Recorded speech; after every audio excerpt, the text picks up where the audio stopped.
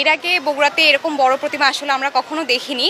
তো এবার দুর্জয় ক্লাব অনেক সুন্দর প্রতিমা বানাইছে। আর শুধু বড় যে না, মানে মা একদম মায়ের মতোই হয়েছে, মনে হচ্ছে কোনো মহারানী বসে আছে। তা আমাদের সবার খুব ভালো লাগছে এই প্রতিমা দেখে। দুর্জয় ক্লাবের পূজা প্রতি বছরই দেখি, কিন্তু এইরকম উদ্যোগ আসলে কখনো দেখা হয় না, এইবারই প্রথম। আর আমার মনে হয় বাংলাদেশেও এরকমভাবে প্রতিমা, এত বড় প্রতিমার কোথাও কোনো কনসেপ্ট কখনো দেখি নাই, এটাই প্রথম। খুবই সুন্দর লাগছে, আমার বাসাও এখানে, সেই হিসেবে এলাকার এত সুন্দর একটা, খুব সুন্দর, প্রশংসনীয় আসলে। এখানে এই প্রথমেই দেখলাম এত বড় প্রতিমা 16 ফিট উচ্চতায়। তো এর আগে আমরা দেখি নাই, এখন ভালো লাগছে আমাদের। আমাদের দুর্জয় ক্লাবের এবার 25তম অধিবেশন। এবার আমাদের দুর্জয় ক্লাবের যে আকর্ষণ আমরা করেছি সেটা হচ্ছিল আমাদের প্রতিমা।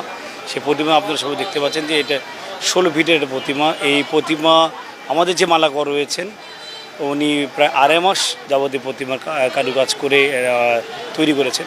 এই প্রতিমাটি আমরা আসলে নিয়েছি অনলাইন থেকে। আপনার কলকাতাতে সল্টলেকে একটা মন্দিরে এই ধরনের একটা ক্যাটালগে পূজাটা হয়েছিল, জাস্ট তার থেকে কিছুটা নিয়ে এবং আমরা কিছু কালেকশন করে আমরা এই প্রতিমাটা আমরা মালাকরকে ডিজাইন দিয়ে আমরা প্রতিমাটা তৈরি করেছি। আপনারা জানেন যে প্রতি বছরই যেরকম 2024-এ কিন্তু আমাদের কিন্তু থিমটা আলাদা ছিল। প্রতি বছরই আমরা চেষ্টা করি নতুন নতুন কিছু থিম আনার জন্য। তো এবার আমাদের বড় থিম ছিল এটা আপনার আমাদের মা দুর্গাকে 16 ফিট করার একটা আমরা ইয়ে করেছি। এবং আপনারা যা দেখতেছি এই যে আপনার দেখবেন এটা পুরোটা একটা রাজমহলের মতো আমরা করেছি। সেখানে প্রতিটা ধর্মের ঠাকুরের দেবদেবী অনেক কিছু লেখা আছে, জ্ঞানের কথা লেখা আছে, দেশ শান্তির বিষয়ে অনেক কিছু লেখা আছে আপনি দেখতে পাচ্ছেন। এটা আপনার বাইরে থেকে যদি কেউ লোক দেখে তা দেখবেন যে মনে হয় যে একটা সিংহাসনের মধ্যে মা বসে আছে।